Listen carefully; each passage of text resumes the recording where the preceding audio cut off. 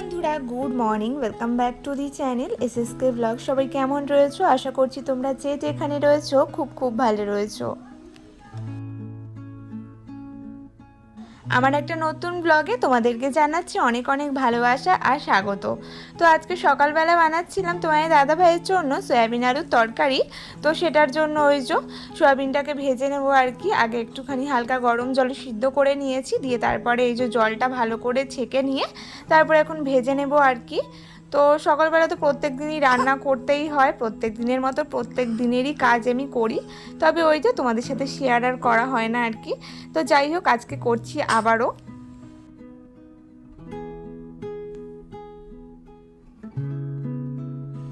দেখবে অনেক দিন পর এই কাজগুলো করলে কিন্তু যেমন ভিডিও শ্যুট, এই কাজগুলো তো প্রত্যেক দিনই করতে হয়, যেহেতু তোমার দাদাভাই প্রত্যেক দিনই কাজে যায়। তবে ওই যে ভিডিওটা যেহেতু প্রত্যেক দিন এখন আর করা হয় না, তো সেক্ষেত্রে ওই যে ক্যামেরাটা কীভাবে কী রাখবো না, সেটাতে একটু অসুবিধাই হয়ে যায়। কারণ ওই যে মাম্মাম না একদমই কথা শুনতে চায় না, আর তার উপরে যে আমার ভিডিও করা হচ্ছে না। তো যাই হোক, এদিকে দেখো আমি ভাইয়ের জন্য দুটো আলু সিদ্ধ, মানে একটা আলু চিড়ে একদম সিদ্ধ দিয়ে দিলাম। এদিকে দেখো এখন আমি তাড়াতাড়ি করে সয়াবিন আলুর তরকারিটা করে নেব। খুব সকালে যে উঠেছি তা কিন্তু নয়, উঠেছি একটু দেরি করে, ওই 7টার সময়। 7টার সময় হলে কি উঠলেও কিন্তু রান্নাটা আমার কমপ্লিট হয়ে যায়। শুধু রান্না ছাড়া তো সকালের দিকে অন্য অন্য কাজ থাকে না। আগে তোমার দাদাভাই কাজে চলে যাবে, তারপরে হলো অনেক বেলাতেই বলতে গেলো ওই 11টা 12টার দিকে কি ঘরটা মোছা হয় সব কাজ করার পর আর কি।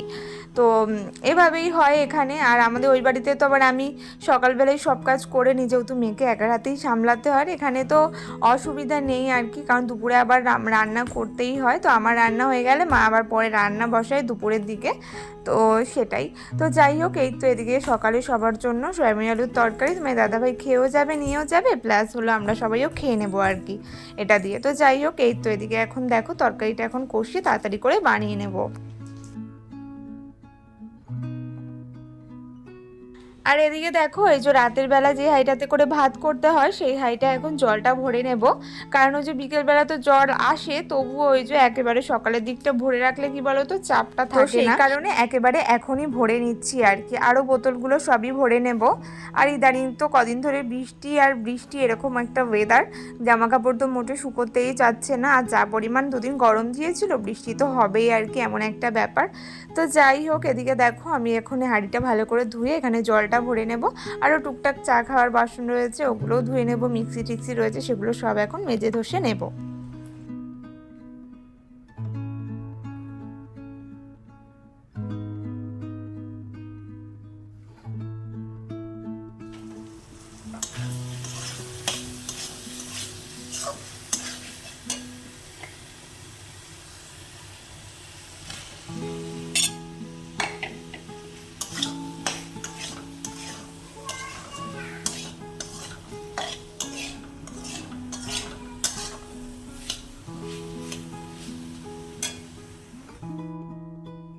আর সামনেই তো পুজো, পুজোর তো বেশি দিন বাকিও নেই। কার কার কেনাকাটা কি হলো সেগুলো তোমরা জানিও। তবে এবারে পুজো নিয়ে সত্যি কথা বলতে তেমন কিছুই প্ল্যান নেই।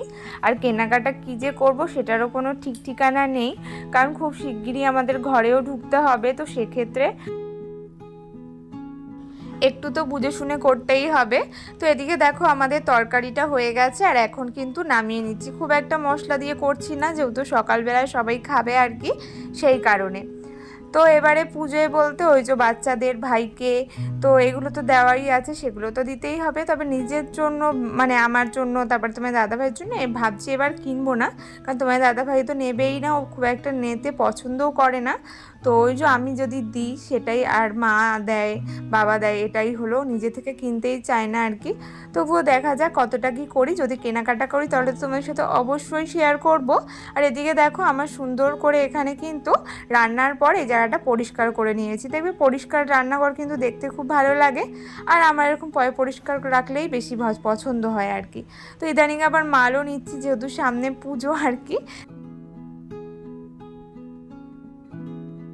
তো ওদিকে দেখো আমি নিচে ওই যে কটা মাল আগের দিনের বাকি ছিল কমপ্লিট করে বেঁধে ঠেদে ঘর ঠর ঝাড় দিয়ে ওপরে এসেছি। নিচে ঘর এখনও মুছিনি, ভাবলাম ওপরে কাজটা কমপ্লিট করে নিই, দিয়ে তারপরে একেবারে ওপরের ঘর মুছে নিচেও মুছে নেবো আর কি। সেই কারণে এই যে বিছানা তো সকালবেলা উঠিয়ে যাওয়া হয়নি, কারণ আমি আগে উঠি, তারপরে তোমার দাদাভাই আর মাম্মাম ওঠে, তো সেই কারণে নইলে সঙ্গে সঙ্গে উঠলে আবার অন্যান্য দিন তুলেও নিই আর কি। এই হলো ব্যাপার, যখন যেটা হয় আর কি। তো যাই হোক, এদিকে দেখো বিছানাটা সুন্দর করে এখন গুছিয়ে নেব, দিয়ে ঝেড়ে ঠেড়ে ভালো করে এই তো এখন ঘর ঠর ঝাড় দিয়ে নেবো। আর বাইরে দুদিন ধরে বললাম না বৃষ্টি হচ্ছে, তো সেই কারণে রাতের দিকে হালকা হালকা ঠান্ডা লাগে, তো সেই কারণে ওই কাঁথাটা তোমার দাদাভাই লাগে না, তবে আমার আবার লাগে আর কি। তো যাই হোক, আজকে ভাবছি চাদরটাও পাল্টাবো, কারণ অনেক দিন ধরে ভাবছি পাল্টাবো আর পাল্টানো হচ্ছে না ওই বৃষ্টির কারণে। তবে আজকে ভাবলাম যে কাচি চাই না কাচি, আজকে আর পাল্টাবোই। মনে মনে ভাবছিলাম যে যেমনই ওয়েদার থাক আজকে খুলে নিই আর কি, আর পারলে আজকে কেচে দেবো, না হলে কালকে কাচবো, এটাই ভাবছিলাম। যেহেতু বেলা হয়ে গেছে, তো তবুও দেখি নিচে গিয়ে কি করা যায়। তো চলো তাড়াতাড়ি করে বিছানার পাতিগুলো সুন্দর করে গুছিয়ে নিই আর কি।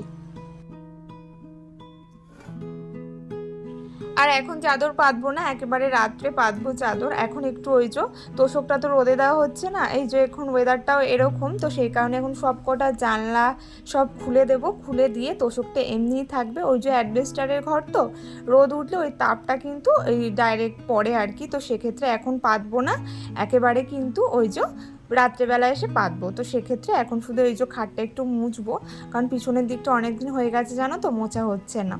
তো যাই হোক, এদিকে দেখো এখন আমার বিছানা পাতিগুলো সুন্দর করে মোটামুটি পরিষ্কার করা হয়েছে। এখন এই পাশটা একটু গোছাবো আর কি, অনেকদিন ধরে এখানটা অলোমেলো হয়ে রয়েছে।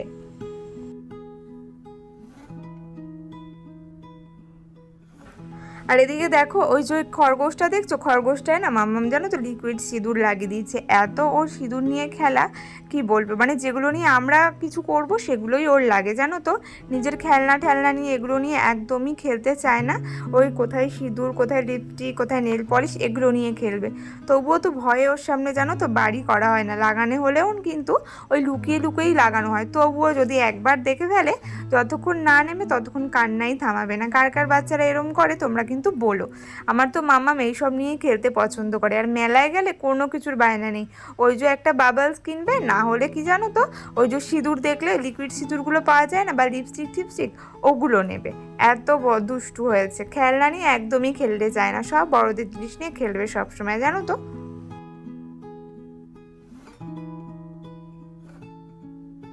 এদিকে মনে মনে কাচবো না করে সেই এসে ভিজিয়েই দিলাম। ভাবলাম কি যতক্ষণ ঘর মুছবো ততক্ষণ ভিজুক, তারপরে এসে কেচে দেবো। খুব একটা যে নোংরা হয় সেটা তো নয়, তোমরা তো জানোই আমি কদিন পর পরই চাদর ধুয়ে দিই, তো সেই কারণে খুব একটা নোংরা হয় না। আর ওই যে রাত্রেবেলা ছাড়া তো এমনিও যাওয়াও হয় না ওপরে, তো সেক্ষেত্রে খুব একটা ময়লা নেই। তো সেহেতু ভাবলাম যে চলো ভিজিয়ে নিই, বেশিক্ষণ তো লাগবে না। আসল কথা কি বলো তো, রোদটা উঠেছে, কারণ আবার যদি বৃষ্টি চলে আসে তাহলে আবার কয়েকদিন আমি ধুতে পারবো না। তো যাই হোক, এদিকে দেখো আমি এটা ভিজিয়ে এখন ঘরটা মুছে নেবো। তো চলো তাড়াতাড়ি করে এগুলোকে এখন ভিজিয়ে নিই।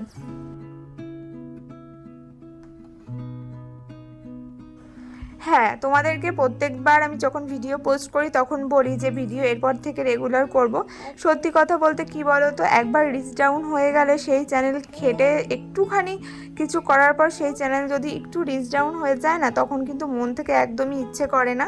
তারপর ভাবি যে একটা নতুন চ্যানেল তো খুলতেই হয় 1 বছর পর, যদি সেই চ্যানেল গ্রো আপ না হয়। তবে সত্যি কথা বলতে এটা অনেকটা খেটে খুঁটে আমি অনেকটাই মানে একটু হলেও বাড়িয়েছিলাম আমি, ওয়াচ টাইমের দিক দিয়ে বলো বা অন্য কিছুর দিক দিয়ে বলো।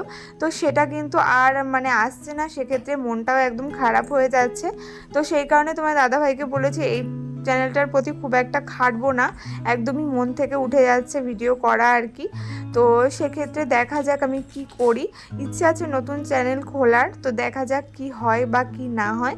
তবে ইচ্ছে আছে যতদিন না খুলবো একটু একটু করে ভিডিও দেব। তোমাদের যদি ভালো লাগে তাহলে তোমরা অবশ্যই সাপোর্ট করবে, তো জোর করবো না, যদি ভিডিওগুলো ভালো লেগে থাকে তাহলেই অবশ্যই।